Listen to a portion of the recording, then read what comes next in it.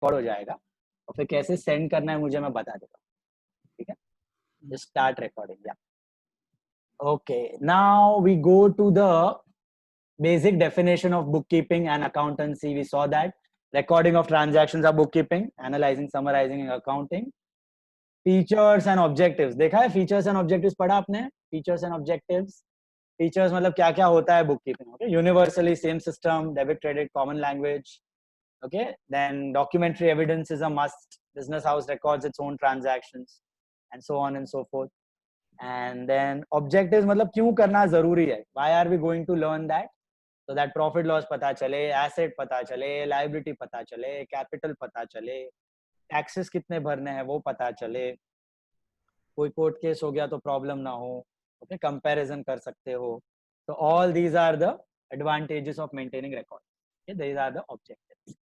Now we start with the process of recording. Okay, we start with the process of recording. एकदम ध्यान से समझ. Recording के process को स्टार्ट करना है अपने को. बिजनेस ट्रांजैक्शंस को बुक्स में उतारना है, डेबिट क्रेडिट की लैंग्वेज में उतारना है, ठीक है? ग्लोबल यूनिवर्सल लैंग्वेज है डेबिट लैंग्वेज, उसको हमें सीखना है. तो उस सीखने के लिए, उस लैंग्वेज को सीखने के लिए what is the first step we are going to do? What is the first step we are going to do? We are going to classify all the different types of accounts into broad categories. Okay? हम लोग classification सीखेंगे पहले. What is classification? जितने भी business में accounts है, okay, I told you, जो भी अकाउंट होता है is a summarise representation, right, of an asset, liability, income और एक्सपेंस. तो इसको हम क्लासिफाई करते हैं. There are two systems of classification. One is traditional system.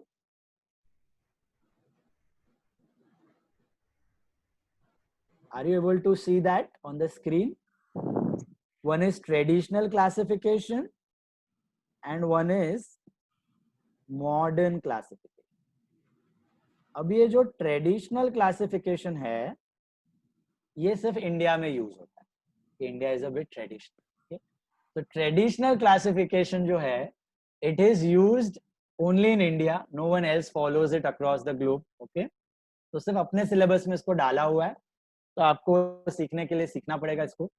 But then advisable है कि आप मॉडर्न क्लासिफिकेशन के थ्रू जाना और मॉडर्न क्लासिफिकेशन को अच्छे से समझ के उसको ज्यादा अप्लाई करने की ट्राई करना. बिकॉज आगे जाके हायर स्टैंडर्ड्स में अगर किसी को सीए करना है, एमबीए करना है, एमबीए फाइनेंस करना है, फाइनेंस की कोई भी फील्ड में जाना है, तो आपको ये मॉडर्न क्लासिफिकेशन ही सब जगह यूज में आने वाला ग्लोबल. ओके, अमेरिका हो, यूरोप हो या ऑस्ट्रेलिया हो या फिर आपका मिडिल ईस्ट हो, everywhere people are using this modern classification. Okay, traditional no one uses it as such. तो हम सीखेंगे दोनों, लेकिन आप अप्लाई ज्यादा मॉडर्न क्लासिफिकेशन करना, आपको इजी भी पड़ेगा और आगे लॉजिकल भी और काम भी ज्यादा आएगा. ठीक है, तो let's understand what is traditional classification and what is modern classification. Traditional classification में हम जितने भी अकाउंट्स होते हैं उनको, अकाउंट का मतलब समझ आया, रिप्रेजेंटेशन, एसेट, लायबिलिटी, इनकम, उनको हम तीन ब्रॉड कैटेगरीज में क्लासिफाई करते हैं. There are three broad categories of classification. What are the three broad categories of classification? We call them personal account,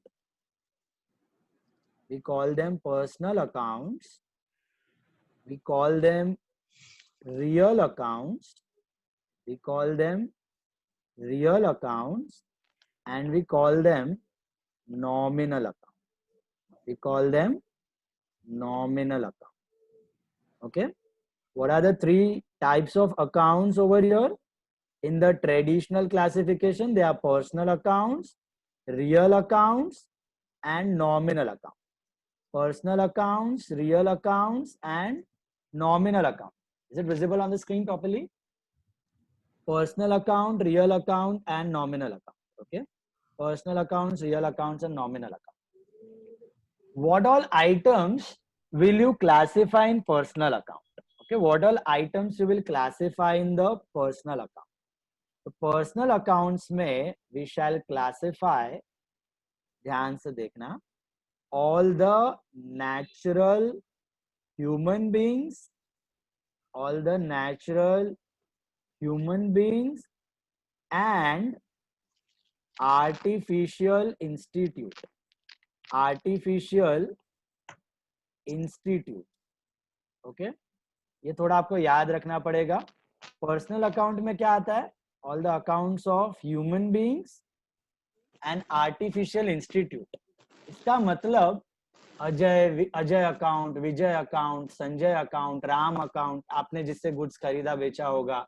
okay, Suraj account, Sanjay account, they are all human beings, right? They are all human beings. Yes or no? So all these human being का account will be classified under which head? Personal account. ये सब personal account में जाते हैं, इनको कहा जाता है पर्सनल. और आर्टिफिशियल इंस्टीट्यूट, आर्टिफिशियल इंस्टीट्यूट का मतलब होता है कि ऐसे ऑर्गेनाइजेशन जहाँ पे एक्टिविटीज चल रही है, से Arya Podar college account, activities चल रही है अंदर. Okay, it's an institute.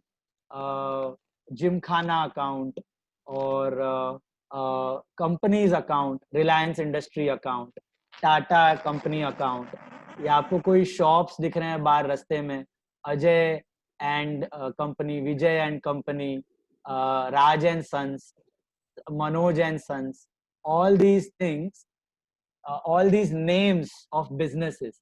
Temple है, सिद्धि विनायक टेम्पल है, भले ही पूजा अर्चना कर रहे हैं, लेकिन इंस्टीट्यूट तो है, उसमें भी पैसे आते जाते हैं. ओके, भले ही चैरिटी के लिए यूज हो रहा है, लेकिन it is an institute, organisation. Okay, तो टेम्पल हो गया, ट्रस्ट हो गया, जिमखाना हो गया, कॉलेज हो गया, स्कूल हो गया, आपका कंपनी हो गई, फर्म्स हो गए, आपके दुकान शॉप्स हो गए, ये सब जितने नाम है जिसके अंदर बिजनेसेस कैरी ऑन हो रहे हैं, ऑर्गेनाइजेशन है जिसके अंदर एक्टिविटीज चल रही है, इनको कहा जाता है पर्सनल अकाउंट. इनको कहा जाता है पर्सनल अकाउंट. पर्सनल अकाउंट का मीनिंग समझ में आ रहा है? What are personal account? Human beings, जैसे कि Maya account, Jiya account, Jainam account, Yashvi account, Forum account, Nishant account, Rudra account, ये सब पर्सनल अकाउंट होते हैं. ठीक है? या फिर आपके institute, companies, business, temple, trust, gymkhanas, partnership firms, sole proprietary businesses, retail shops, wholesale shops, जो भी ऑर्गेनाइजेशन है जिसके अंदर एक्टिविटीज हो रही, इन सबको हम किसके अंदर डाल देते हैं? पर्सनल अकाउंट्स में डाल देते हैं. ठीक है, पर्सनल अकाउंट्स में डाल देते हैं. पर्सनल अकाउंट के दो आइटम समझ आ गए आपको? पर्सनल अकाउंट में क्या आता है, समझ आ गया? Basically beings and artificial institute, artificial entities. Is that clear? Okay. Second account is real account. Second account is real account. Now real account में क्या आता है? Real account में what will you write? Real account में you write accounts of, real account में you write, real account में आएगा आपका accounts of all the things, basically tangible and intangible assets. Tangible and intangible assets of the business. All the things in the business, tangible and intangible assets of the business, they come under real account. Okay, ये traditional है, थोड़ा logic भी इसमें कम apply होता है, ये रटोफिकेशन type का system है, बट सैडली अपना पूरा पुरातन से इंडिया में ये फॉलो करते आ रहे थे, अभी अभी वो जा रहे हैं मॉडर्न के लिए. तो बाय द टाइम आप ग्रेजुएट हो जाओगे या सीए बन जाओगे तो मॉडर्न ही रहेगा, फिर ट्रेडिशनल उड़ जाएगा. तो फिलहाल क्योंकि सिलेबस में है, तो खाली जानकारी के लिए, आपको कोई क्वेश्चन में पूछेगा नहीं, आपको खाली क्लासिफिकेशन में एग्जाम्पल पूछ सकते हैं, प्रैक्टिकल यूज में आप मॉडर्न ही अप्लाई करना, नो प्रॉब्लम. ओके, तो खाली थियोरी के लिए सीखना जरूरी है. रियल अकाउंट में क्या आता है? All the tangible and intangible assets, all the tangible and intangible assets, basically things in the business, valuable assets in the business, which should be things, now why I'm emphasizing so much on things, because you remember yesterday we discussed debtors are also our asset. Debtors are our asset and creditors are our liabilities, remember? Now, debtors are human beings. So debtors will fall under this category, personal account, because they are human beings. तो traditional में वो personal में चला जाए, okay? और real account में क्या आएगा? All the assets and things in the business which you can give and take, जिसको आप खरीद बेच सकते हो, उसके बोलते हैं real account. Example, furniture, land, building, equipments, air conditioner, okay? Goods are also asset, tangible asset, right? Unsold, जो stock है वो, unsold goods, stock, that is real account. Then you have tools, equipments, laptop, mobile phones in the business, refrigerator, okay? All these assets, जो चीजों, cash is also a thing, okay? या intangible है, goodwill, brand name, patent, trademark, copyrights. These are all the things which you can buy and sell in the business, which you can transfer in the business. They are all called as tangible assets and intangible assets. They will fall under the category of real account. They will fall under the category of real account. Are all of you getting the two types? पहला था personal account, उसमें क्या आता है? Natural human beings and artificial institutes. जो human beings है और जो आर्टिफिशियल बिजनेसेस है, इंस्टीट्यूट ऑर्गेनाइजेशन है जिसके अंदर एक्टिविटीज हो रही. रियल अकाउंट में क्या आता है? Things, assets, but things which can be transferred, sold and purchased, tangible or intangible. Okay. The third classification is nominal account. Nominal account में क्या आता है? All expenses or losses and all incomes and gains. All expenses and losses and all incomes and gains. हमने कल सीखा था what are incomes, you know very well now. So all those expenses and incomes will fall under the category of nominal account. Say rent paid, commission paid, interest paid, salary paid, telephone expense paid, electricity charges paid, stationery purchased. All these are expenses, right? All these are expenses, right? Like purchase is the biggest expense. Purchase is the biggest expense, right? So purchase हो गया. Sale is our income. So sale is our biggest income. Commission received है, rent received है, discount received है, ये सब incomes हो गई business की. तो ये सब इनकम और एक्सपेंस इसमें चले जाते हैं. किसमें चले जाते हैं? They fall under the category of nominal account. They fall under the category of nominal account. Are all of you getting this? Three broad classifications of traditional system. What are the three broad classifications? Personal account, real account, nominal account. ये personal real nominal का कोई logic नहीं है कि ये personal क्यों, ये real मतलब रियल दिखता है, इंटेंजिबल तो दिखता नहीं है, तो भी रियल है. और नाम है, याद रखना पड़ेगा. Personal, real and nominal. Personal, real and nominal. Personal accounts are accounts of what? All the human beings and artificial entities, और the human beings and artificial entities. Real accounts में क्या आता है? ऑल द रियल अकाउंट में क्या आता है? All the things. Personal में आता है नेचुरल, आर्टिफिशियल, इंस्टीट्यूट. रियल में आता है all the tangible and intangible assets, the things which you can transfer, the things which you can buy and sell, things which you can transfer. Assets हैं, all the assets, but things वाले assets, not liabilities. All liabilities are personal. All liabilities are personal. Bank है, capital है, human being ना. Capital is also human being, owner, उसको पैसा देना बाकी है. बैंक लोन लिया, बैंक को पैसा देना बाकी है. तुम्हारा क्रेडिटर है, क्रेडिटर को ह्यूमन बीइंग पैसा देना बाकी है. Creditor account, bank loan account, capital, all are personal human beings. Bank is an institute, so that is all personal. All personal. Assets, all the assets, tangible and intangible, which can be transferred, are under the category of real account. Is that clear? And all expenses, losses, incomes and gains will fall under nominal account. All expenses, losses, incomes and gains will fall under nominal. All three classification clear? I'll throw you examples now. Let's see whether you have understood it. You tell me whether it is real, whether it is personal or whether it is nominal. Okay, whether So, it is real, personal or nominal. Yes. so you said what is an asset today might become an expense after some time. Exactly. True. So where will it be? Asset or which account? Real and nominal are? This year, it will be an asset, so it will be real. But next year, when it is sold, when it is an expense, that unsold stock of goods, I think you're talking about, that thing will be sold in the next year, right? So that will become the expense of next year. So next year, it will become nominal. Next year, it will become nominal. So if I ask you, stock is real because it is unsold. But if I tell you purchases, so purchases are nominal because they are spent, already utilized. Okay. So two separate accounts we use. Purchases account alag, stock account alag. Okay.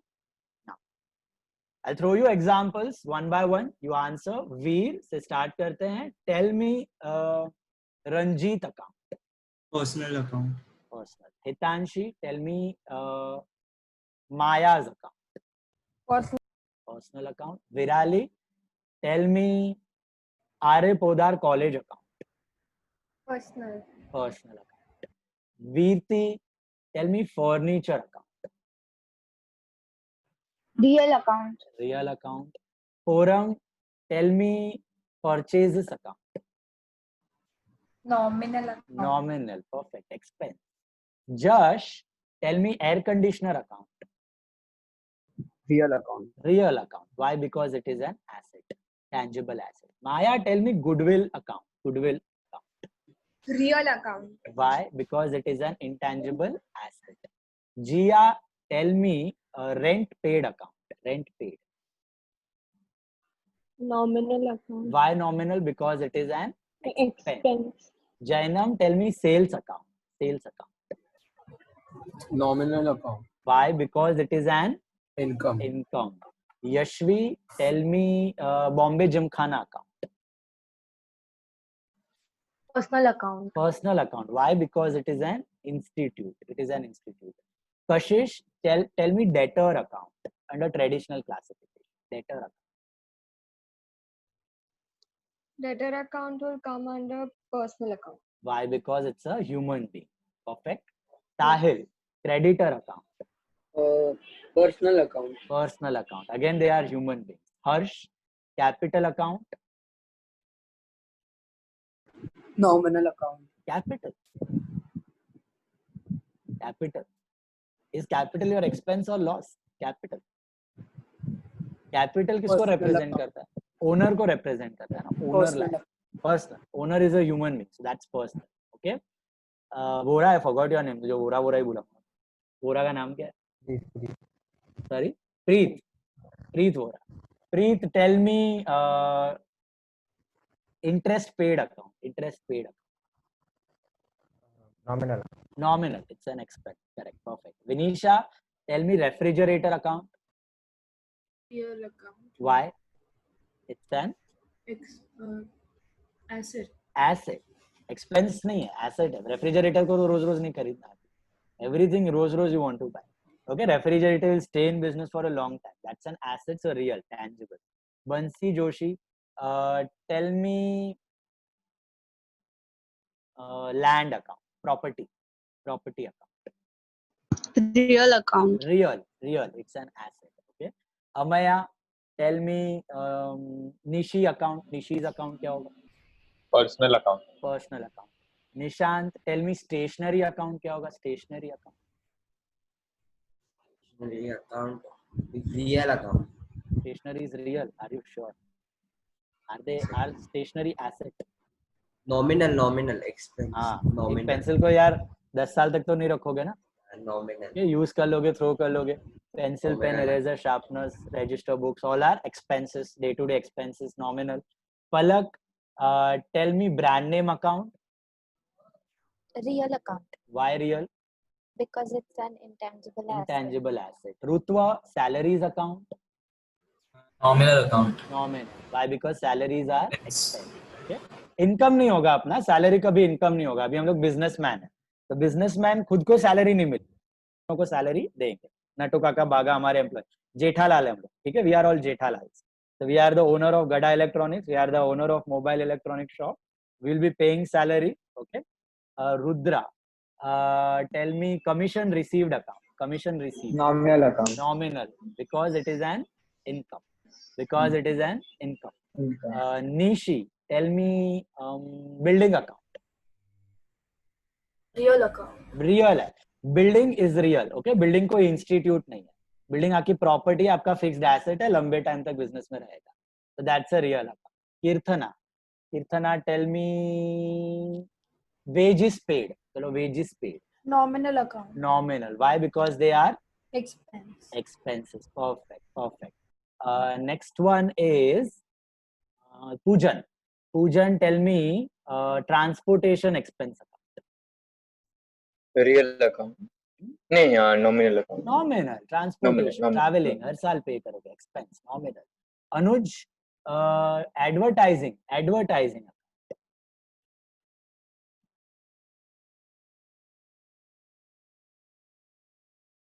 Advertising,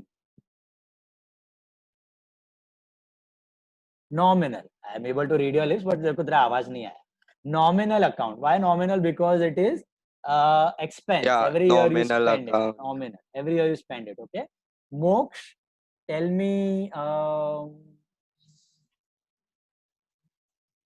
me bank loan account or bank account. Bank account. Moksh, bank account.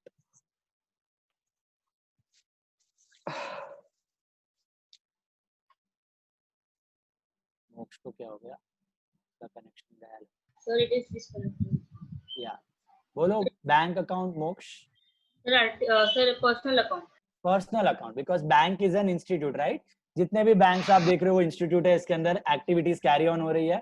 विनीशा, bank of Baroda, bank of India, state bank of India, HDFC bank, ICICI bank, all banks are personal, क्योंकि institute है, उसके अंदर activities हो रही हैं। तो comfortable यहाँ पे सबको? What are the traditional classifications? Okay, अभी जाते हैं मॉडर्न क्लासिफिकेशन। मॉडर्न क्लासिफिकेशन अपना दोस्त है, अपना दिलदार है, अपना हमदम है, अपना रिश्तेदार है। हर टाइम, हर साल, आने वाली पीढ़ी तक आपको ये याद रखना है। ओके, यही काम आने वाला है आपको।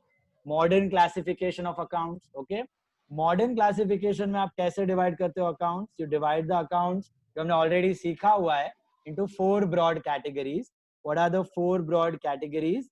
दे are asset, liabilities, incomes and expenses. Assets, liabilities, incomes and expenses. बोला सर ये तो आपने पढ़ा दिया है, ये तो हमें पता है। तो बस यही है मॉडर्न क्लासिफिकेशन, यही है मॉडर्न क्लासिफिकेशन। मॉडर्न क्लासिफिकेशन में हम लोग अकाउंट्स को 4 कैटेगरीज में डिवाइड कर देते हैं। What are the 4 categories? Assets, liabilities, incomes and expenses. Is that clear? Inisha को क्या हो गया हाथ पे? नस काट लिया क्या? What happened? Infection हुआ है। इन्फेक्शन हो गया। संभालो संभालो, टेक केयर। चलो, assets, liabilities, incomes and expenses. Now assets, liabilities, incomes and expenses, you know very well now what are these? इसमें अपने को आई थिंक कुछ क्लासिफाई याद रखने की जरूरत ही नहीं है। एसेट्स मतलब जो पैसा मिलना है। तो यहाँ पे ना ये फ्लॉ है, ट्रेडिशनल क्लासिफिकेशन में ये फ्लॉ है। क्या फ्लॉ है? यहाँ पे देखो, रियल अकाउंट में हमने खाली चीजों को लिया था, डेटर को नहीं लिया था। रिमेम्बर, डेटर को हमने पर्सनल में डाल दिया था, ये फ्लॉ हो जाता है। तो यहाँ पे तो कोई प्रॉब्लम ही नहीं है। एसेट में all types of assets you have to include. Debtor भी एसेट है, बैंक भी एसेट है, बैंक में भी अपना पैसा पड़ा है। ओके, कैश भी एसेट है, गुड्स भी एसेट है, फर्नीचर भी एसेट है, टैंजिबल इंटैंजिबल दोनों एसेट ही हैं। तो कोई भेदभाव नहीं, all assets under assets category. वैसे ही all liabilities. Okay, all types of assets, I am writing here all types of assets. Okay, then liabilities में क्या? all types of liabilities. अच्छा, liabilities में याद रखना है, यहाँ पे हम लोग liabilities का मतलब external liability को, क्या बोलते हैं? External liability. एक्चुअली कैपिटल भी एक तरीके का लायबिलिटी है, बट जनरली हम लायबिलिटी नाम से उसको पुकारते नहीं है। एक्सटर्नल में बाहर वाले को बोलते हैं, कैपिटल इंटरनल को कैपिटल बोलते हैं, तो अलग से, ठीक है। तो यहाँ पे एक्सटर्नल लायबिलिटी जैसे हो गया बैंक लोन, जैसे हो गया क्रेडिटर, ओके। आगे आप और लर्न करोगे आउटस्टैंडिंग एक्सपेंस, ये क्या होता है मैं बताऊंगा आगे जाके। तो ये सब हो गया एक्सटर्नल लायबिलिटी, बाहर वालों को पैसा देना बाकी, ठीक है। फिर आता है इनकम। इनकम में जो आप रेगुलरली अर्न कर रहे हो बिजनेस में, सेल्स इनकम हो गया, रेंट रिसीव्ड हो गया, ओके, कमीशन रिसीव्ड हो गया, इंटरेस्ट रिसीव्ड हो गया, ये सब आपका इनकम हो गया।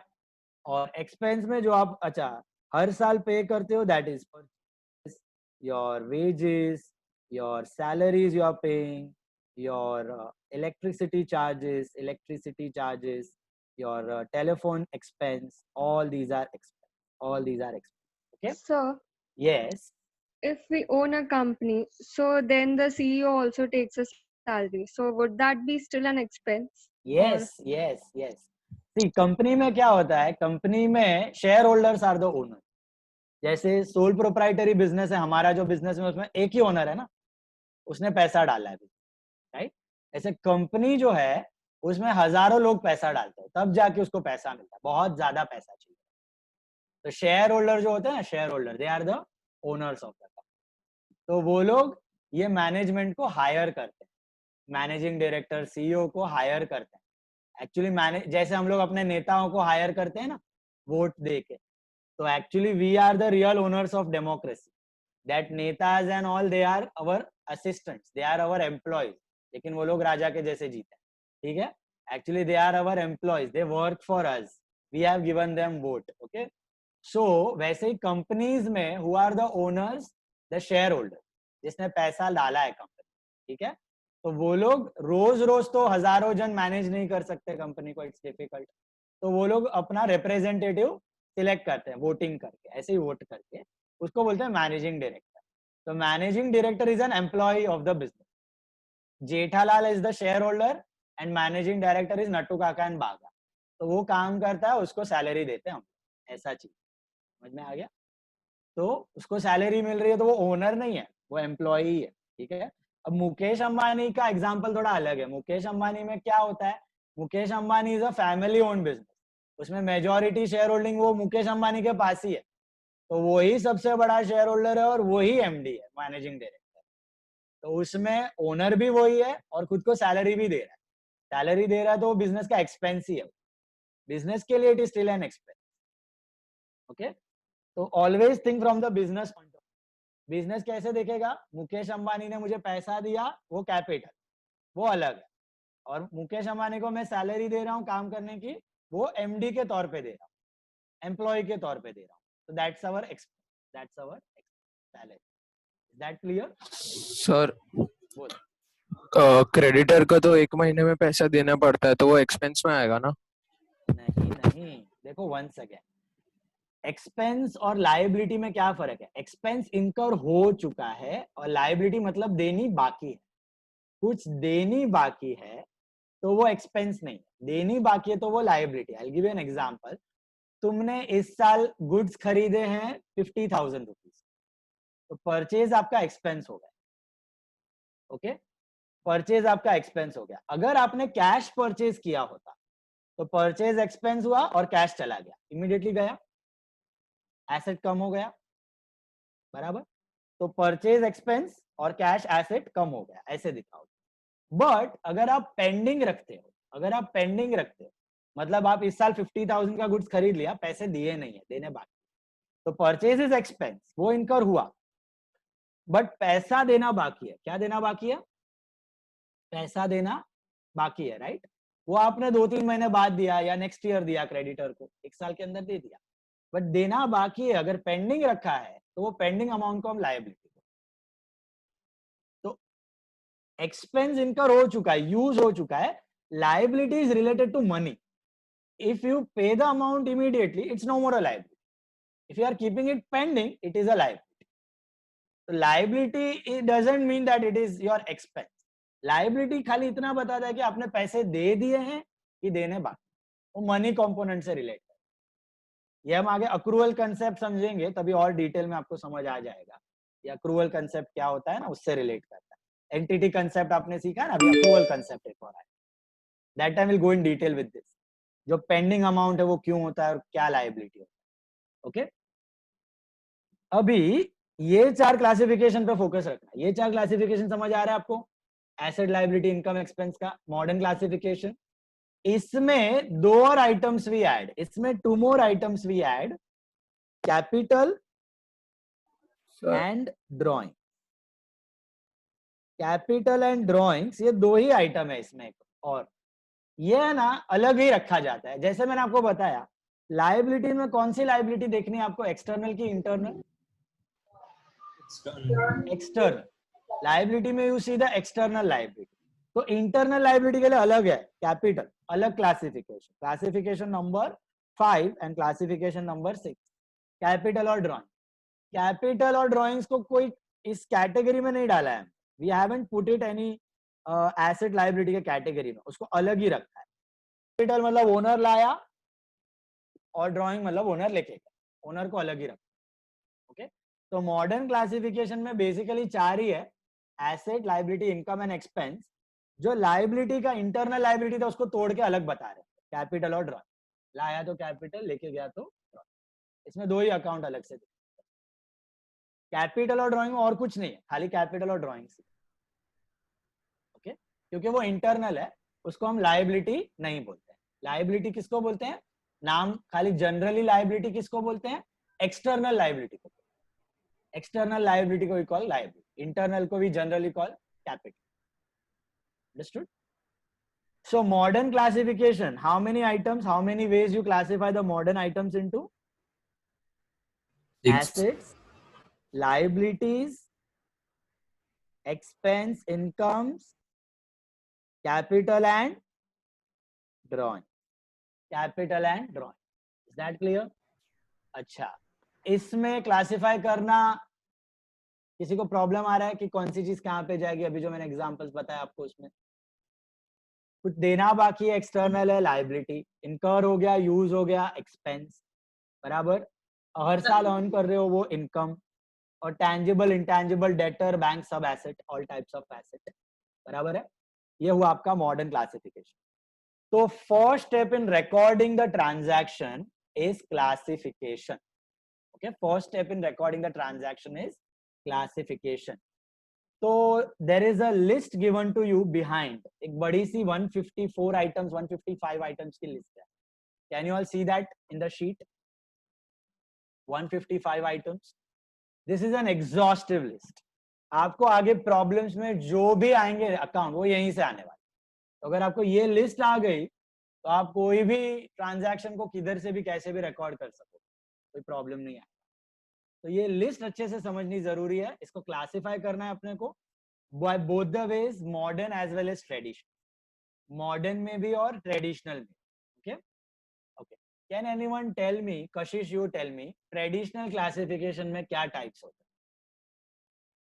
What are the types in traditional classification? Like we have personal accounts, real accounts, and nominal accounts. Personal, real and nominal. Yashvi, can you tell me what items fall in personal? All the natural human beings and artificial institutes. Natural human beings and artificial institutes. Bansi, what items fall in real accounts? Tangible and intangible assets. Okay, assets but tangible, intangible. Do debtors fall? No, they are No. human beings. That is why they fall That's why personal first. They are accounts. assets, but they are human beings. That's why they fall off in personal, right? Vinisha, what items go under nominal account? Nominal accounts में क्या होते हैं? Expenses, income, loss and gain. Expense, income, loss and gains. Expense, income, loss and gains. They fall under nominal category. Okay. There is one more category in the traditional method. It's called valuation. Valuation account. ये valuation account क्या होता है मैं आपको explain करूंगा जब हम उसके अक्रॉस आए। बाकी प्रैक्टिकली आपको यूज करने में यही 3 ध्यान रखना है, ठीक है? Real, personal, nominal. अच्छा, क्लासिफिकेशन क्लियर है सबको? Modern classification, what items come in modern classification? What is the broad classification?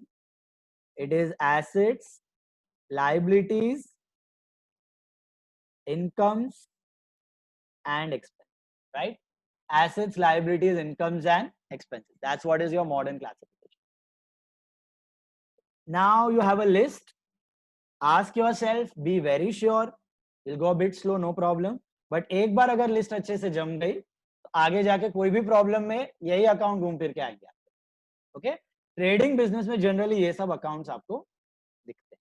ठीक है, तो कैसे करना, आपको नोटबुक लेनी है अभी. I hope all of you are having a notebook. नहीं है तो रखो साइड पे, लेके रख दो. Keep a notebook. Sir, yes. sir, I was disconnected. Where you disconnected? What part did you miss? Did you see the modern and traditional classification part? Traditional classification I have seen, but not modern classification. Modern में it is assets, liabilities, incomes and expense, which I discussed ना yesterday also. इसमें कोई भेदभाव नहीं. All assets, all types of assets. Okay, all types of external liabilities, bank loan, creditor, outstanding, all types of assets मतलब tangible, intangible, debtor, bank, सब कुछ आ गया. Cash, okay, all assets. And incomes में all incomes, sales, commission received, rent received, discount received, and all expenses which you are incurring every year, purchases, rent paid, salaries, wages. Only two things you keep separately in modern, that is capital and drawings. Capital and drawing जो owner का है ना उसको अलग रखने का. Capital owner लाया, drawings owner लेके गया, वो अलग ही नाम आएगा, वो इन चारों में नहीं आएगा. बाकी all asset, all liability, all income, all expense normally जैसे आप करते हो class. That is modern class. Got it? Okay, so now let's take the sheet of classification. Classification की शीट लेना, उसमें आई एम स्टार्टिंग. आपको कैसे लिखना मैं बता रहा हूं, यहाँ पे देखना. Give the heading as classification of account. Classification of account. Classification of account. All right, the first one, classification of account. First, short में इनिशियल लिखना, सो दैट आपके किधर टर्म ऊपर नीचे हो जाए तो आप प्रॉब्लम में ना आ जाओ. पूरा पूरा लिखने की जरूरत नहीं. Right goodwill. गुडविल मतलब GW, गुडविल. ओके, और ऐसे लिखना traditional, modern, traditional, modern. Okay, traditional and modern. और इनिशियल्स लिखने हैं, जैसे कि रियल, पर्सनल, नॉमिनल है तो RPN, asset, liability, income, expense है तो ALIE. Is that clear? आपको क्लासिफाई करना है, खाली आइडेंटिफाई करना है कि ये रियल, पर्सनल, ट्रेडिशनल में क्या और मॉडर्न में क्या है, बस. Let's begin. See the first one, I'm doing it for you. Goodwill. Now goodwill is an intangible asset, right? So under traditional it should go in real account R, and under modern asset A. Got the first one. The second one also I'm doing it for you. Brand name. So I'll just write brand name, short form लिख रहा हूँ, so that आप लोग जब revise करो तो कुछ item अगर मिस भी हो जाए तो इनिशियल देख के आइडिया आ जाएगा ये कौन सी आइटम है. Brand. So brand name under traditional will be R because intangible asset real, and under modern it will be A. Are you understanding? All of you got this? Third one. Third one is trademark. Trademark is a registered brand name. कभी TM लिखा हुआ देखा है circle में? TM या R लिखा हुआ होता है माइक्रोसॉफ्ट के बाजू में R या TM. Trademark is a registered brand name. मतलब वो अगर कोई कॉपी करेगा तो केस कर सकते हो आप, उसको सीधा सू कर सकते हो. ठीक है, तो आप ब्रांड नेम को रजिस्टर करवा देते हो गवर्नमेंट के साथ, तो that's called registered brand name. Trademark बन जाता है. Trademark is nothing but a registered brand. Generally ये जितने भी ब्रांड नेम होते हैं सब रजिस्टर्ड होते हैं. Colgate, Pepsodent, Lifebuoy, okay, Lux, Dove, these are all registered brand, trademarks. Copyrights. Copyrights are again we discussed intangible assets. Trademark लिख देता हूँ पहले. Trademark is real and asset. Copyrights are also real and assets. intangible asset. Fifth one, patents. Patents are also real and assets because intangible assets. All of you clear with that? Understood? यहाँ तक सबको समझा? Next one, term number 6 we have is freehold property. Freehold property क्या होगा? Yashvi, freehold property.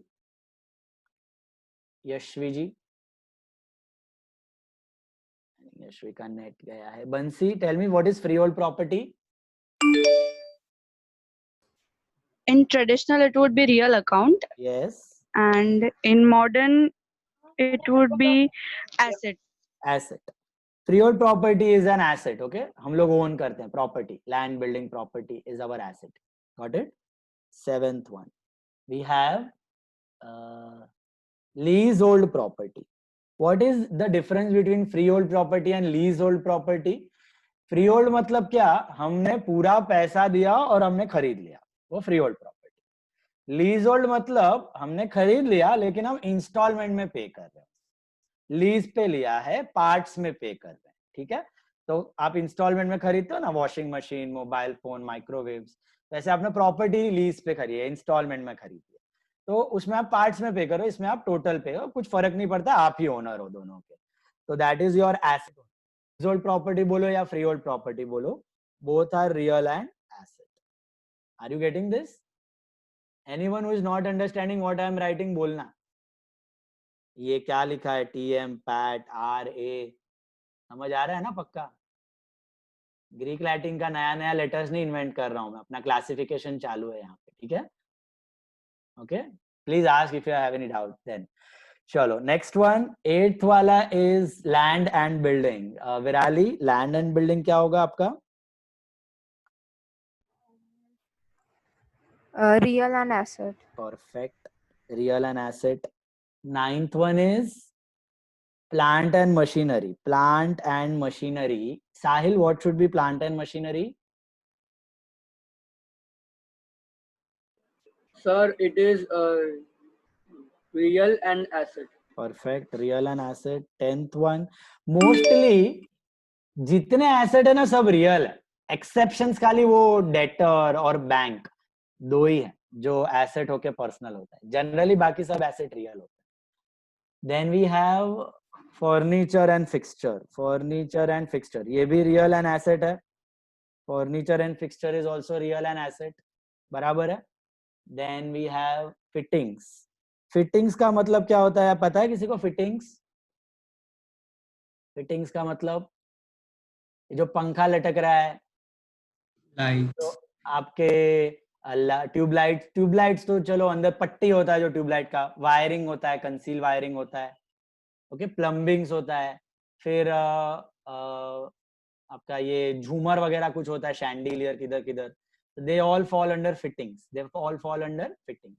Okay, तो fittings are also real and asset, tangible asset. Then we have vehicles. What are vehicles? Logical है, real and assets. अगर किसी को ना समझ में आया तो पूछ लेना, इजी वाले मैं ही आंसर कर रहा हूँ.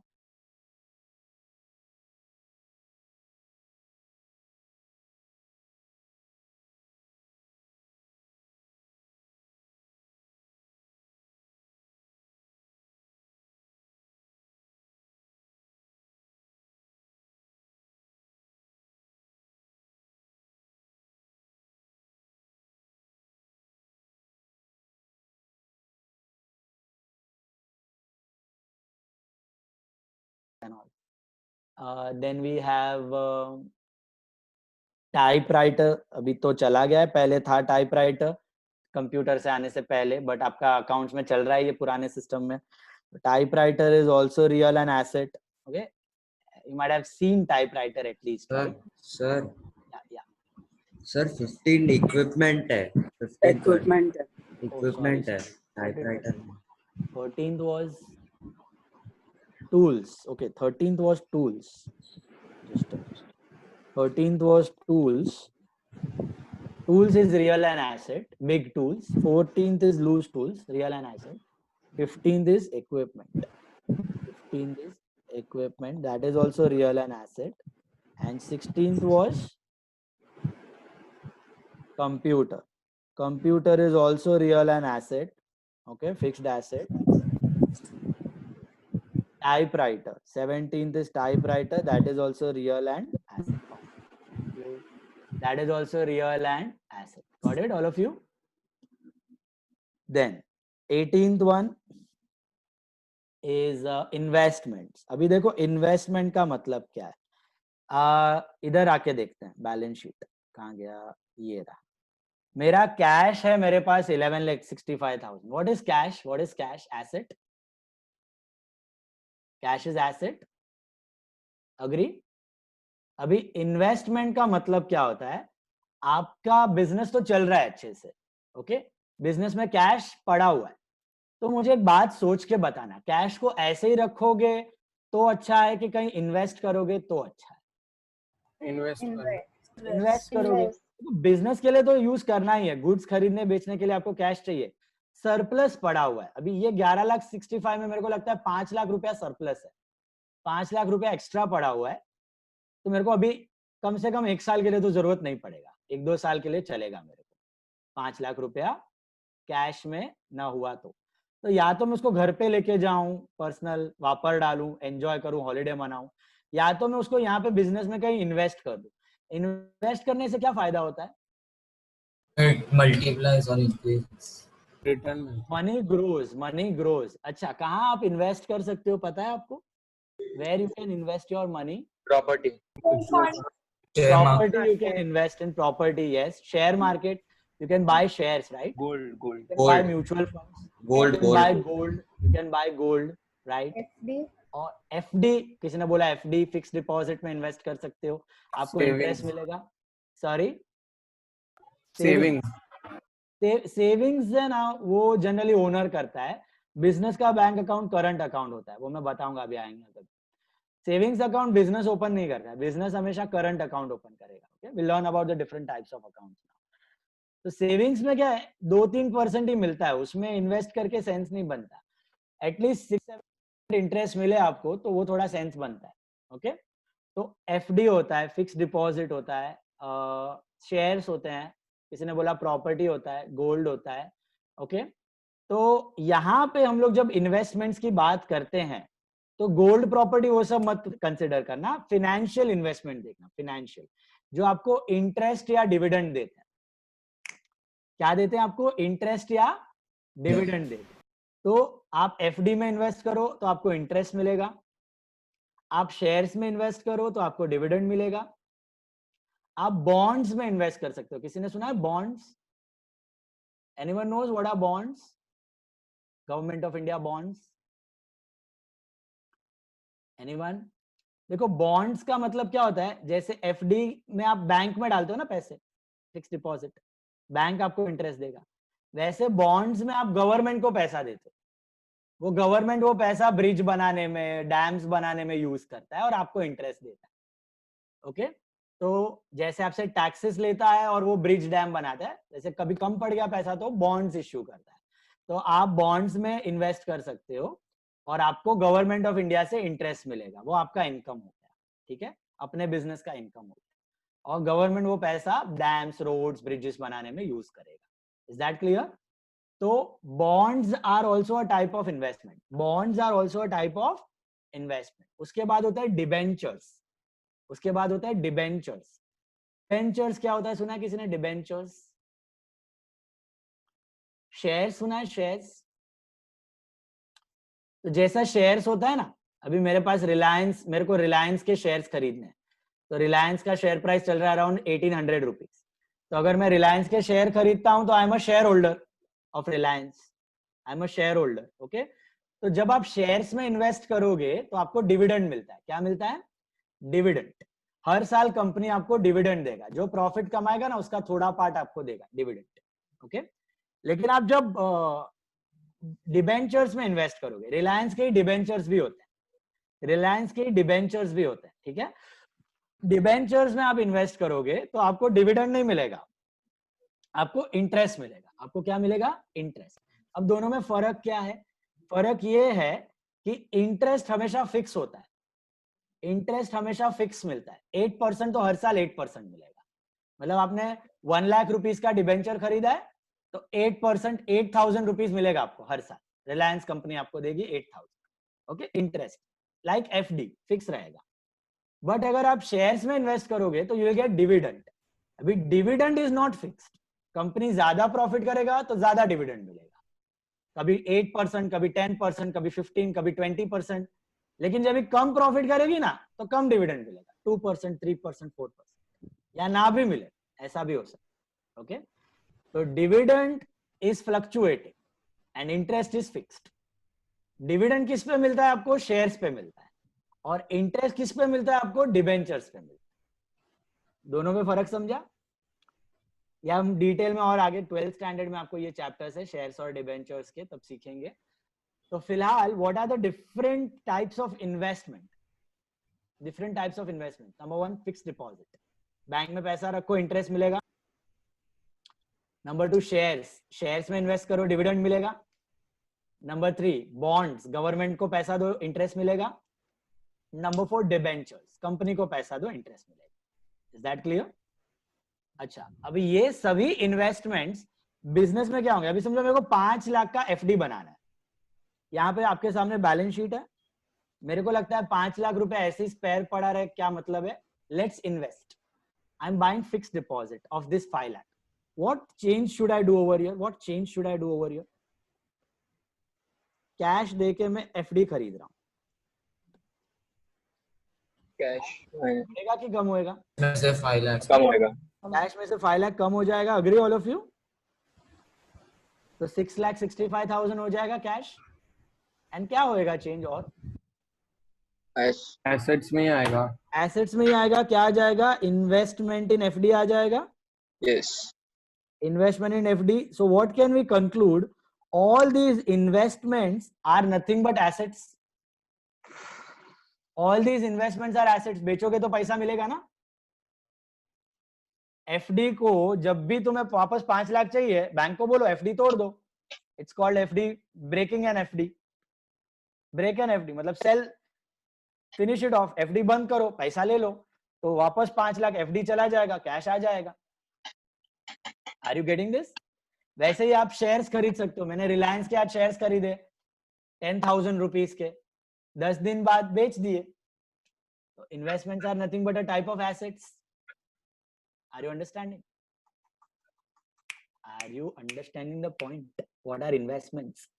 इन्वेस्टमेंट कब करना चाहिए ये समझ में आ रहा है? जब आपके पास स्पेयर कैश पड़ा हो, फोकट का कैश पड़ा है। तो खाली कैश में ऐसे साड़ के रख के मतलब नहीं है। Cash will not grow on itself, but if you invest it somewhere, the money grows. Interest मिलेगा, dividend मिलेगा, income create होगी। होगी कि नहीं होगी? तो हमेशा कैश को आइडल नहीं रखना चाहिए, कैश को कहीं ना कहीं करना चाहिए। फिक्स डिपॉजिट में, या फिर बॉन्ड्स में, या फिर डिबेंचर्स में, या फिर शेयर्स में, या फिर गोल्ड या property, as you all said, gold या प्रॉपर्टी में भी कर सकते हैं। ओके, तो आपका इनकम मिलना चालू हो जाए। सो यहाँ पर आ जाते हैं हम लोग इन्वेस्टमेंट्स पे, ठीक है। Point number 18, investment. इन्वेस्टमेंट मतलब जनरल, सब आ गया उसमें, शेयर, बॉन्ड, डिबेंचर। तो किसमें जाएगा? 1 सेकंड। इन्वेस्टमेंट कौन से कैटेगरी में जाएगा? Real and asset. Real and asset बोलो। Sir, but in mutual funds or shares, if we lose the money then? Yeah, exactly. There is a risk. तो ये जितने इन्वेस्टमेंट मैंने आपको बताया ना, they are dependent on risk and return. जैसे कि बॉन्ड्स होता है ना, गवर्नमेंट का bonds, this is low risk low return. Then you have debentures of companies, this is medium risk medium return. And shares और mutual fund is similar. Shares में आप खुद इन्वेस्ट करते हो, और म्यूचुअल फंड्स में आप फंड को पैसा दे दोगे, फंड आपके पैसे शेयर्स में इन्वेस्ट कर देगा, तो इनडायरेक्टली आप शेयर्स में कर ही रहे हो। तो शेयर्स और म्यूचुअल फंड में it is a bit high risk and high return. Bonds मतलब आपको एकदम सेफ, पैसा डूबने का सवाल नहीं है। पैसा रख दिया लेकिन रिटर्न भी कम मिलेगा, 6% 7%। डिबेंचर थोड़ा रिस्की है क्योंकि कंपनी को दे रहे हो आप पैसा, तो आपको थोड़ा रिस्की है, पैसा डूबने का थोड़ा चांस है, लेकिन रिटर्न भी ज्यादा मिलेगा 9% 10%। शेयर्स में सबसे ज्यादा रिस्क है, पैसा डूबने का चांस है, प्रॉफिट नहीं हुआ तो, और हाईएस्ट रिटर्न, सबसे ज्यादा रिटर्न शेयर्स में मिलता है। ओके 12% 13% 14% जितना भी मिलता है। So it depends on your appetite, तुमको कैसा इन्वेस्टमेंट करना है। किसी किसी को रिस्क नहीं लेना है, बॉन्ड लेगा, कोई कोई बोलेगा थोड़ा रिस्क ले लेते हैं तो वो डिबेंचर खरीदेगा, कोई कोई बोलेगा चलो मैं तो खिलाड़ी हूँ, मैं शेयर्स में इन्वेस्ट करूंगा, तो मैं तो धीरू भाई अंबानी हूँ, मैं तो राकेश झुनझुनवाला हूँ, ओके मैं तो शेयर्स में इन्वेस्ट करूंगा। तो शेयर्स में इन्वेस्ट करके आप ज्यादा रिटर्न कमा सकते हो, ज्यादा रिस्क लेके, they are risky, okay. But there are various ways to study the shares and study the companies also. So if you are knowledgeable about that, you can study properly. Then the best avenue of investments are shares, provided you have adequate knowledge. If you don't have knowledge, you don't take risk. Simple as that. Okay? Casino में पता नहीं है क्या करना है और जुगाड़ खेलने चले गए तो पैसे हार के ही आने वाले हो, राइट? तो वैसे नहीं करना है. You should be knowledgeable about it, think properly, study a lot and then go for that. So investment generally हम लोग business में bonds और FD में ही करते हैं, bonds या FD, safest, okay? Return fix है, कम है लेकिन safe है. तो investment समझ में आ गया सबको? What are investment? All of you understood the meaning? What are investment? Are they asset, liability, income or expense? Finisha, what are investments? Assets, liability, income और expense? सर एक डाउट था, हाँ बोलो. इन्वेस्टमेंट नॉमिनल में भी आ सकता है? हाँ नॉमिनल में भी आ सकता है. नॉमिनल मतलब क्या? एक्सपेंस हुआ, हर साल इनकर करते हो इन्वेस्टमेंट्स, करके रख दोगे, करके रख दोगे ना. It is a replacement of cash. Cash दे के एक चीज खरीद के रख ली जिसमें अब जो रिटर्न मिल रहा है ना आपको वो इनकम होगा. आपने एफडी में 5 साल के लिए इन्वेस्ट करके रख दिया, उसमें आपको हर साल 5,000 मिल रहा है, that is your income. So interest which you receive, that is your income. Dividend which you receive on shares, that is your income.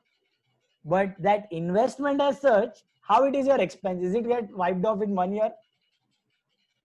It has got value ना. पड़ा है, बेचोगे तो पैसा मिलेगा 6 साल 7 साल 8 साल, कितना भी साल रखो, गायब नहीं होने वाला.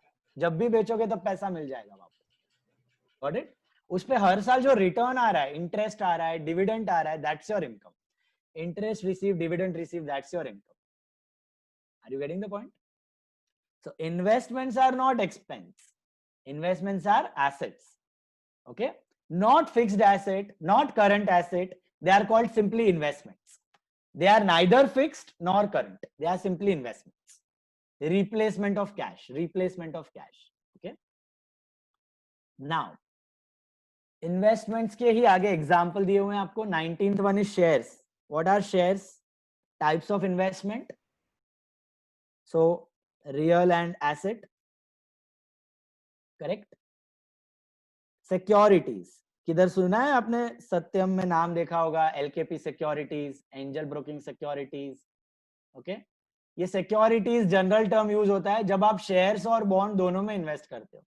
शेयर्स और बॉन्ड्स में साथ में करते हो तो उसको सिक्योरिटीज बोलते हैं. तो कोई अलग चीज नहीं है शेयर्स और बॉन्ड्स टुगेदर, खाली नाम दिया जाता है सिक्योरिटी. ये भी रियल और asset type of investment, share और बॉन्ड ही है. Then government bond, sorry fixed deposit में खा गया क्या वापस? अरे यार एक मिनट.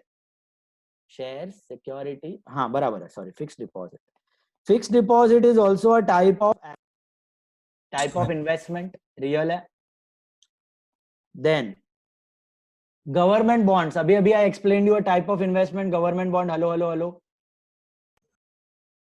सो गवर्नमेंट बॉन्ड्स भी क्या होगा? Real and asset. आपको किस में इन्वेस्ट करना है? लो रिस्क लो रिटर्न में कि हाई रिस्क हाई रिटर्न में? What do you think? इसमें करना है आपको high risk high return. High risk high return. High risk, risk, high high return. High risk, high All return. for high risk, high return. Shares. Shares. Sir, high risk, high return. अरे वाह, all for high risk, high return. All. No one for low risk, no return. No one. Medium भी नहीं. No, उसको sir. Roller coaster चाहिए एकदम. बराबर है, shares में ही मिलता है high risk high return, but the thing is you need to be very knowledgeable about that. Okay, आगे आके इन्वेस्टमेंट का भी कभी टाइम मिलेगा तो I take a session on that. Okay, I explain how to study, how to do all those things. Okay, we'll learn about that.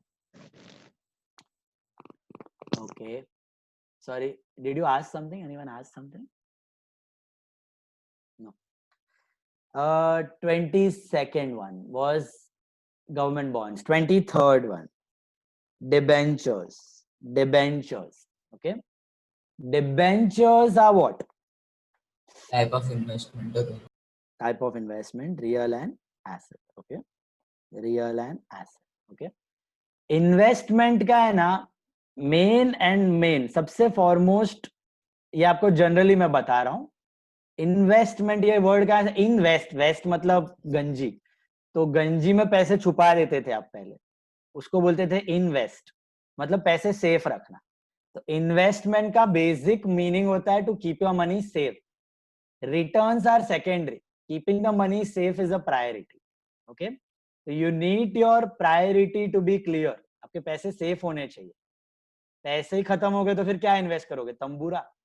तो risk आपको calculative लेने का, और जब भी अगर आप शेयर्स में इन्वेस्ट करते हो तो आपको एकदम लॉन्ग टर्म के लिए रखने का investment for at least 10 years 15 years, तो ही you get good amount of returns.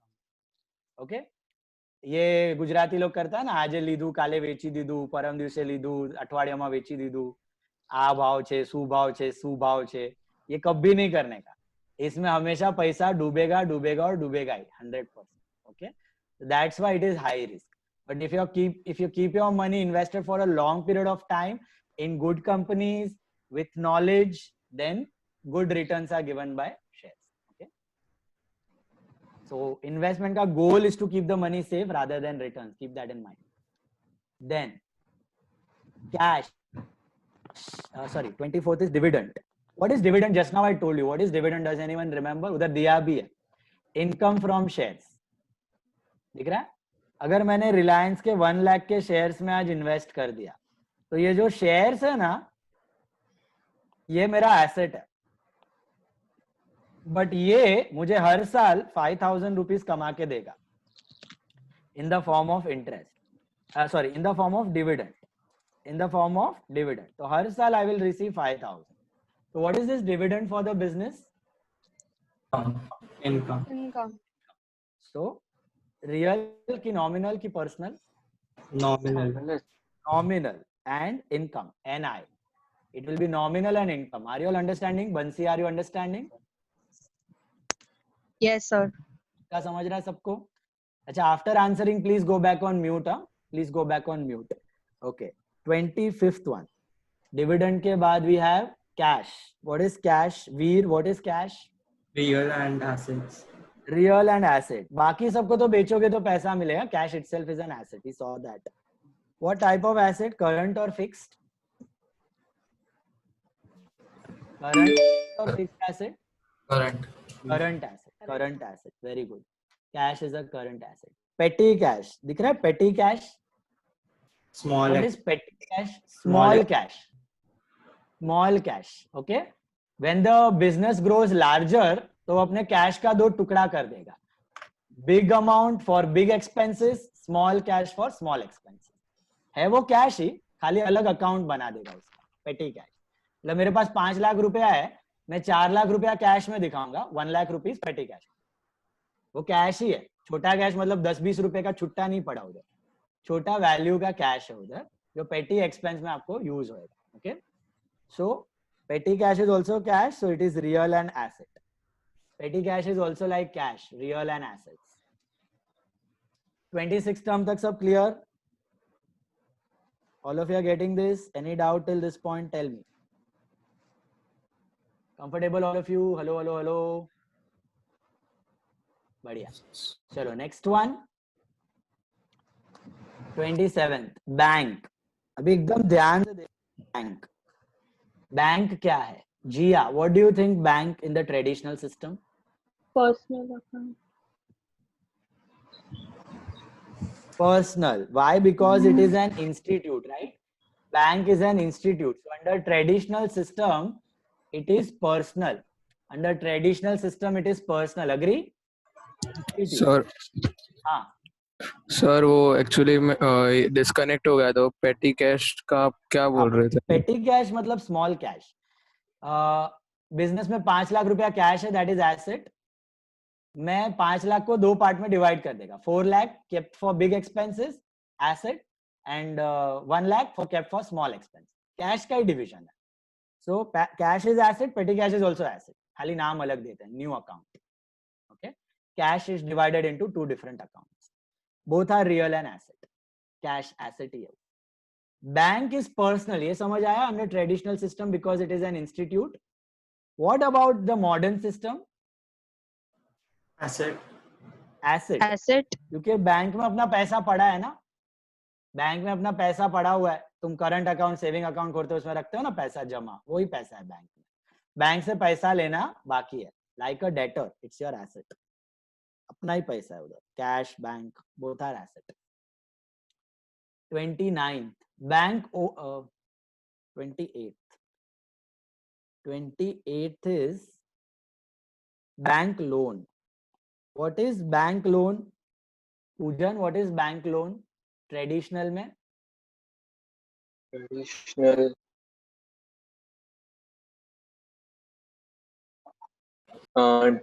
Real asset. Real. Yes.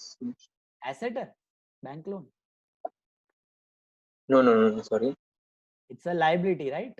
Yes. External liability, right? Yes. And all liabilities are traditional में. All liabilities are personal. Personal. All liabilities are personal under traditional. Okay. तो क्यों personal? Bank को पैसा देना बाकी है. I have to pay it to bank. It represents bank. So it is institute.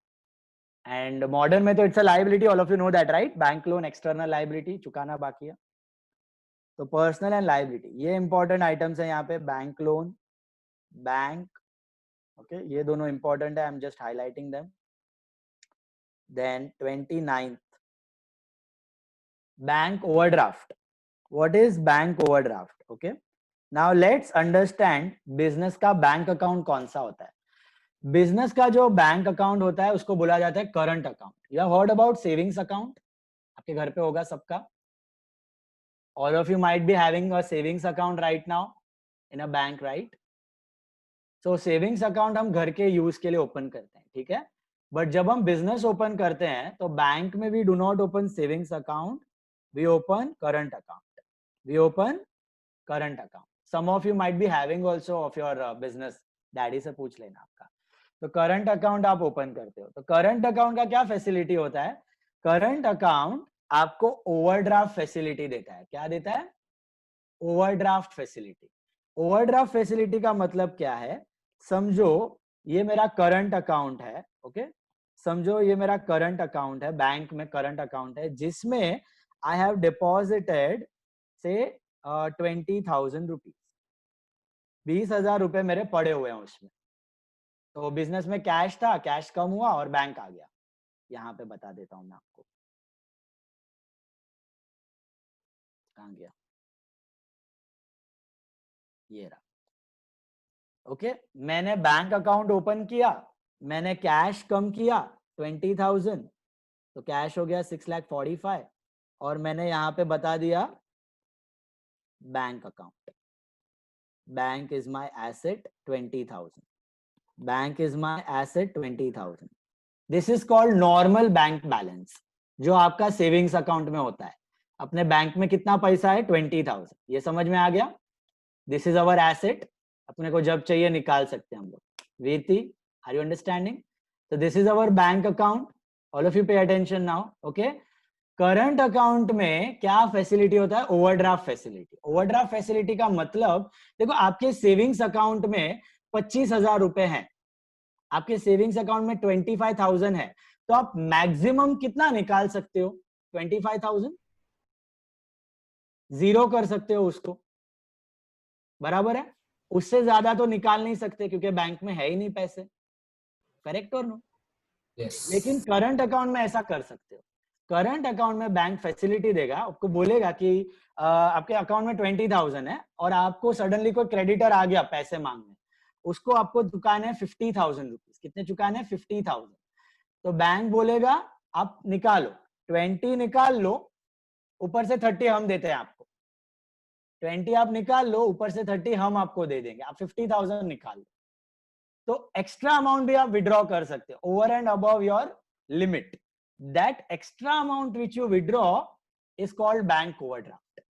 That extra amount which you withdraw is called bank overdraft. तो basically bank overdraft और कुछ नहीं है, एक छोटा सा लोन है। बैंक ने आपको 30,000 का लोन दे दिया। देखो हम लोग यहाँ पे देखते हैं क्या होगा।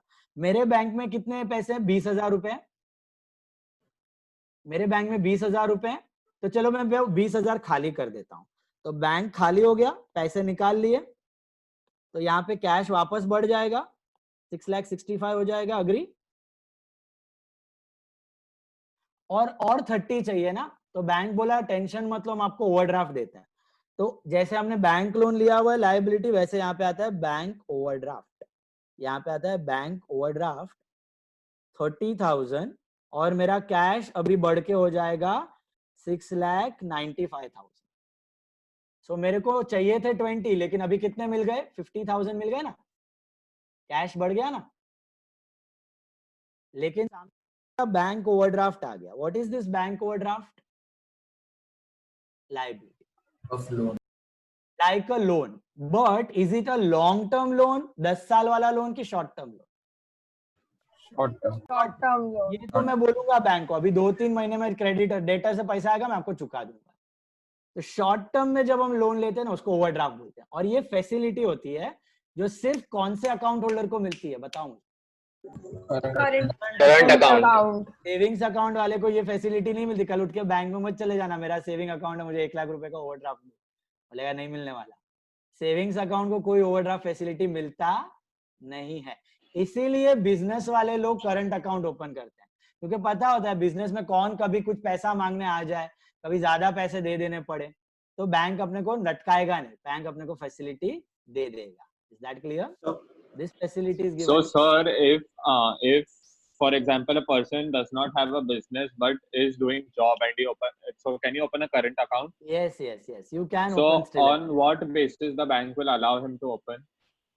Bank will allow him to open on his own sole proprietary basis बोलते हैं उसको, sole professional, खुद का सेम नाम पे रजिस्टर करके दिखा सकता है वो बिजनेस। ये जो सोल प्रोप्राइटरी होते हैं ना, जैसे कि मैं सर्विस दे रहा हूँ, I am not having any business, so I can open a current account in my professional name, Vishal and Company. I'm doing a professional service of teaching, so I can open a sole proprietary business का नाम पे current account. Single person को भी मिल सकता है, okay? Professional service के नाम पे उसको ओपन करना पड़ेगा, okay? And ओवरड्राफ्ट फैसिलिटी के लिए भी खाली करंट अकाउंट को मिलता है, मतलब सभी करंट अकाउंट होल्डर को नहीं मिल जाएगा। आपको बैंक के साथ अच्छा पहले रिलेशन होना चाहिए 2-3 साल का। आप नया करंट अकाउंट ओपन करके पैसे लेके भाग गए, फिर तो बैंक हो जाएगा कल्याण, कंगाल, ओके? तो ऐसा नया किसी भी अरे गरे को ओवरड्राफ्ट फैसिलिटी नहीं मिलेगा। आपको रिलेशन होना चाहिए 2-3 साल का, बैंक आपको जानना चाहिए बराबर, और आपकी सिक्योरिटी भी मांग सकता है कभी कभी कि कुछ गिरवी रखो, कुछ गुड्स गिरवी रखो या कुछ एसेट गिरवी रखो, तो आपको ओवरड्राफ्ट मिलेगा, ठीक है? तो ओडी मिल जाता है, बट थोड़ा मेहनत करना पड़ता है उसके लिए।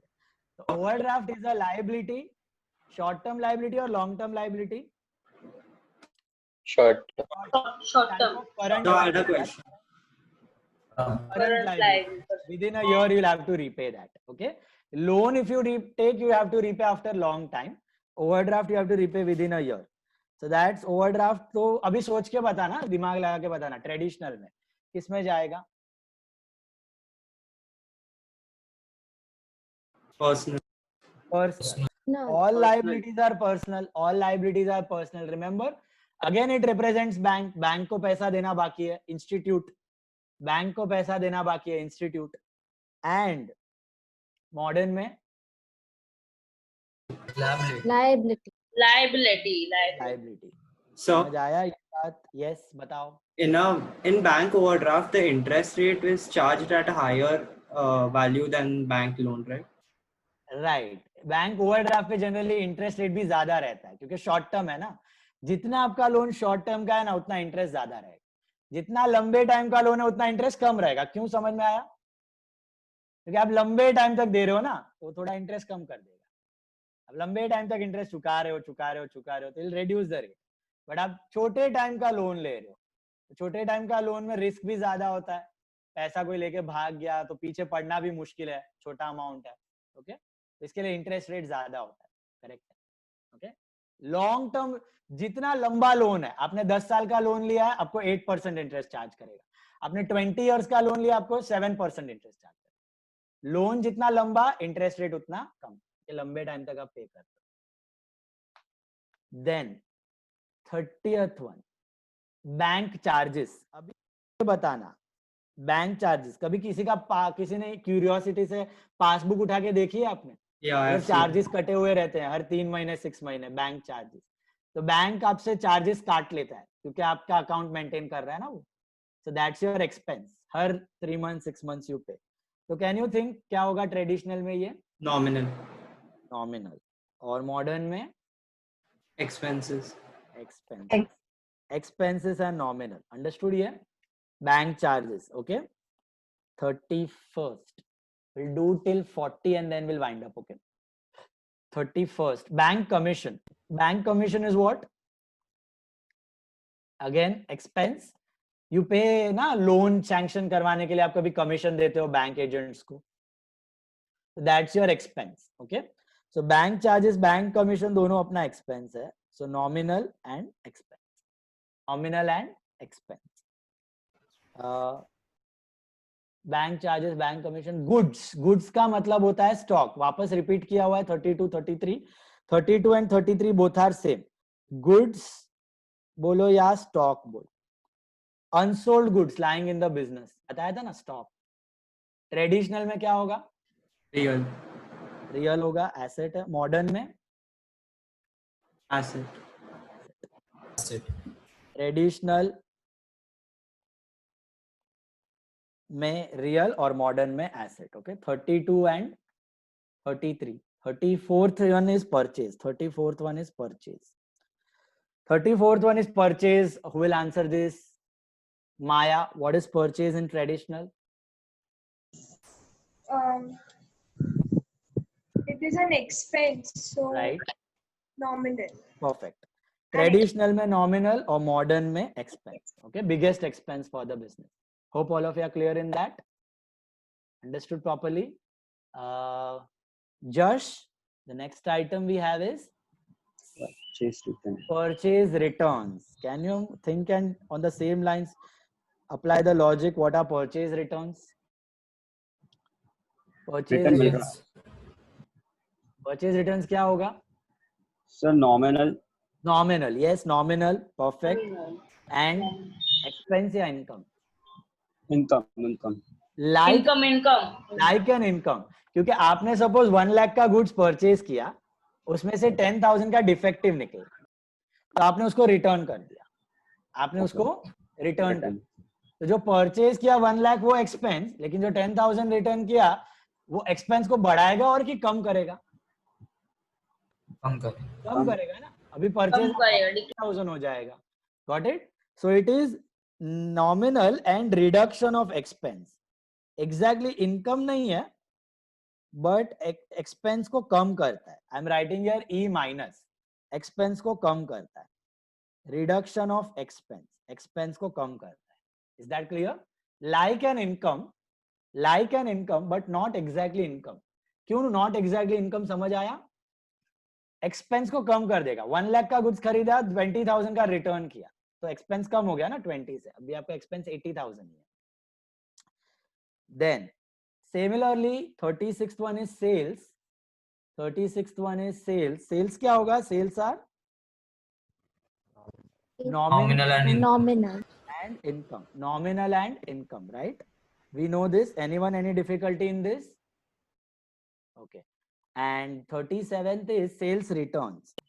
Sales return क्या होगा? Sales return opposite of sales.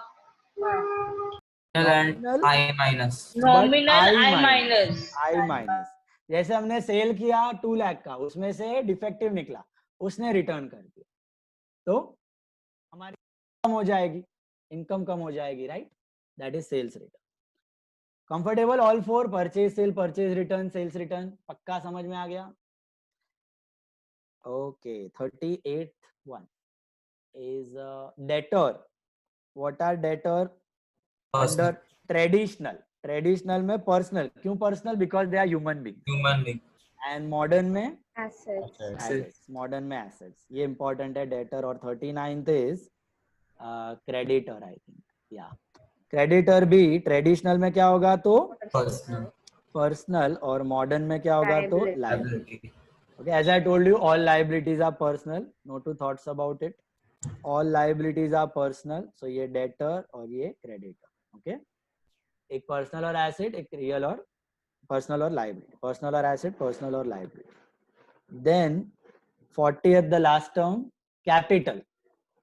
Capital traditional में क्या होगा? Capital traditional में personal, because it represents owner. Owner is a human being, right?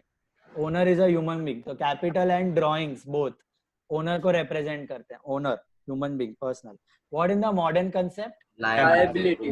देखो लायबिलिटी, उसके अलावा दो और टर्म, कैपिटल और ड्राइंग. तो कैपिटल ही रखना. डोंट राइट लायबिलिटी में एक्सटर्नल लिखना. 6 दिए थे ना, 6 ऊपर भी हेडिंग पढ़ो उधर. मॉडर्न कंसेप्ट दिख रहा है?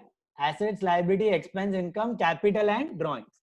तो कैपिटल के लिए कैपिटल ही लिखना. और ड्राइंग्स भी कर लो, उधर ही दिया है ड्राइंग्स.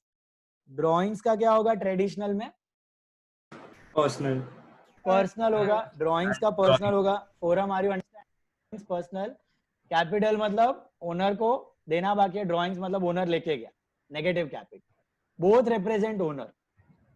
एंड मॉडर्न में क्या होगा? ड्राइंग्स ही होगा. मॉडर्न में ये दो अलग ही रखने के, कैपिटल और ड्राइंग. बाकी 4 अलग, एसेट, लायबिलिटी, इनकम. कंफर्टेबल? समझ लो कि नहीं? 41 तक बोला. Any doubts? कंफर्टेबल? श्योर? पक्का? कॉन्फिडेंट? एवरीवन? बताओ बताओ बताओ. Any doubt till this point? Ask ask ask ask ask. बड़ी लंबी लाइन हो गई. 41 टर्म्स. 41 टर्म्स.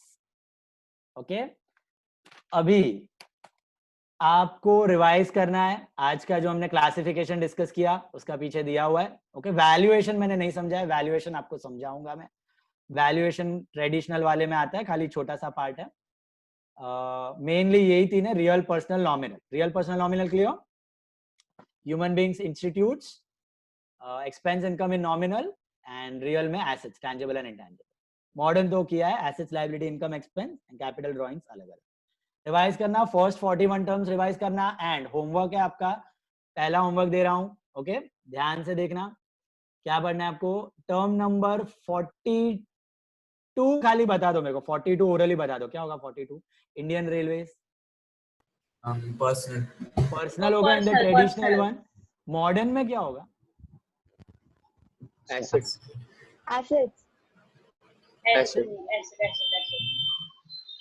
पर्सनल है क्योंकि डेटर या क्रेडिटर नाम इंस्टीट्यूट है, राइट? सुनो सुनो, it's an institute. You got? Indian railways is an institute. अभी अगर मैं इंडियन रेलवेज को गुड्स बेचता हूं तो वो मेरा डेटर हुआ. लेकिन इंडियन रेलवे से अगर खरीदता हूं तो वो मेरा क्रेडिटर हुआ. सपोज मैं खाने पीने के चीजें बनाता हूं, चिप्स बनाता हूं, और मैं रेलवेज को चिप्स बेचता हूं, तो रेलवेज मेरा डेटर हुआ, उससे पैसा लेना बाकी है, करेक्ट? लेकिन I am suppose I am into some ticket, online ticket का बिजनेस, तो मैं रेलवे से टिकट्स लेके आगे फॉरवर्ड बेचता हूं कस्टमर को, तो रेलवे को मुझे पैसे देने बाकी है. They are my creditors, right? So अगर आपको सिर्फ नाम दिया है इंस्टीट्यूट का या पर्सन का, सपोज मैं आपको बोलूं पूजा अकाउंट ट्रेडिशनल में क्या होगा? Personal. Personal. लेकिन मॉडर्न में क्या होगा, डेटर भी हो सकता है, क्रेडिटर भी हो सकती है, बेचा तो डेटर, खरीदा तो creditor, right? So we don't know, so कैसे लिखना है आपको? ट्रेडिशनल में तो P लिख देने का, मॉडर्न में A/L, मॉडर्न में A/L. So 42 I will write like this, 42 I will write like this, Indian railways traditional में P, मॉडर्न में A/L. A/L का मतलब समझा? एसेट और लायबिलिटी, सिचुएशन के ऊपर, डेटर भी हो सकता है, क्रेडिटर भी हो सकता है, खरीदा तो क्रेडिटर, बेचा तो डेटर. समझ आया ये बात? तो like that all names and all institute, it is one and the same. Traditional में all are personal, but modern में दे कैन बी एसेट्स और liability depending on the situation. Clear cut debtor और creditor है तो problem नहीं है, दिया है डेटर क्रेडिटर तो no issue, debtor are asset, creditor are liability. लेकिन खाली नाम दिया है तो A/L. ये A/L समझा? हेलो. इंडियन रेलवे के बाद ग्लोबल ट्यूटोरियल सेम होएगा, पर्सनल A/L, खरीद भी सकते हो, बेच भी सकते हो. तो वहां से आपको करना है होमवर्क. ओके, 42 से लेके आपको करते जाना है टिल 53 तक आपका होमवर्क है. ठीक है, 53 तक आपका होमवर्क है, उसके बाद हम लोग आगे करेंगे. तो 53rd तक आपको कर लेना है. तो डाउट है तो मैसेज करो मुझे. And we are meeting on Tuesday now at 3:15. Tuesday नहीं होगा अभी, शायद आपका मंडे से रेगुलर स्टार्ट हो जाएगा. अच्छा मुझे बताओ, मॉर्निंग कुछ 9 o'clock है आपका lecture? Morning 9 o'clock, anyone? Any lecture in the morning 9 o'clock? Hello.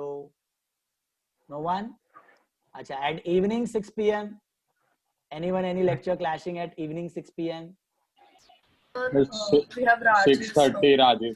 हाँ, 6:30 राजीव सर वाला ही बैच है. और कुछ मैथ्स के अलावा? वो तो हम लोग कर रहे हैं कोऑर्डिनेट. मैथ्स के अलावा, राजीव सर के अलावा कुछ और? 6 o'clock. Yeah, so What do you have? So my practice. अरे वो जूम वाला घर पे Yeah. घर पे वो सवेरे कर लेना है थोड़ा. कितने बजे रहता है? वो 5:30 to 7 रहता है. अच्छा ठीक है, चलो देखते हैं. और कुछ क्लासेस नहीं है ना दूसरा किसी का? ठीक है, बढ़िया. I'll message you in the group. शायद अगर मंडे से हुआ तो, अदरवाइज सेम टाइम ट्यूसडे 3:15. ठीक है, कुछ डाउट्स आएगा तो मैसेज करो. You can wait right now if you have doubts, otherwise leave. Tata, bye bye. See you tomorrow. Bye sir. Thank you. Bye sir. Thank you sir. How to record? How to do recording? Wait recording वाला बंदा wait. हाँ, Bye sir. Bye. Bye sir. Bye. Sir, I have one doubt. Yes. When you buy goods, it's an expense, no? So why is it not under nominal and why is it under real? It is nominal. Purchases, we did nominal. See, purchases are what you buy. Goods. I'm talking about goods. हाँ, 30 seconds. हाँ, तो goods जो क्या है, वो जो purchase किया हुआ है वो ये नहीं है, ये जो बचा हुआ है ना वो है. 2 लाख का परचेज, 2 लाख का बाय किया, उसमें से 50 का बच गया है. तो purchases are actually 150 only, 1,50,000. That is purchase, that is expense. Okay. And जो बच गया है, जो next year sell करोगे, that is stock, that is asset, that is goods. Okay. Bye sir. Thank you. Veer, when you stop the recording ना, it will start the processing. Okay? तुम्हारा process start हो जाएगा उधर और पूरा download होगा file. Okay. ठीक है, कंप्यूटर में. और फिर है ना, तुमको ईमेल करना है मेरे को. ईमेल आईडी में भेजूंगा तुमको. Okay. satravishal@gmail.com. ठीक है, तो ईमेल आईडी पे. हाँ, Can you send it? I'll forget. हाँ मैं भेज रहा हूँ तेरे को, व्हाट्सएप कर रहा हूँ, टेंशन. मैं तुझे समझा रहा हूँ. करेगा ना तो रिकॉर्डिंग पूरा प्रोसेस होएगा. It will take some 15, 20, 30 minutes to process. 15, 20 minutes process हो जाएगा ना. फिर ये तेरा स्टोरेज जहाँ पे रहेगा, वो ईमेल तो करना आता है जीमेल से. So you have to email me. तो साइज अभी बड़ा है, ये एक फाइल होगा ना तेरा, this will be around 400-500 MB. Okay, तो वो तुझे बोलेगा कि send it as a Google drive, send it as a link in Google. तो गूगल ड्राइव का लिंक आएगा तो उस पर क्लिक कर देना. Okay. I will get a Google drive link, ठीक है? तो मैं क्या करूंगा, उसको डाउनलोड करके मेरे डिवाइस से मैं अपलोड करके ग्रुप में डाल दूंगा, और फिर you can delete once I upload it on the group ना, अपना व्हाट्सएप पे ग्रुप में आ जाएगा, फिर तू डिलीट मार देना तेरा गूगल ड्राइव, गॉट इट? तेरा स्टोरेज सेव 0 है, तो देखो खाली खाली रिकॉर्ड करना है और मेरे को ईमेल कर देना। ओके, तो आई हर एक लेक्चर में करना ही पॉज बटन, राइट? नहीं ऑफ वाला, अभी स्क्वायर है ना, ओके, तो सीधा प्रोसेस हो जाएगा, send it to me, I will upload it and then you can delete it, your Okay. Safe, space storage is gone 0, okay? Okay.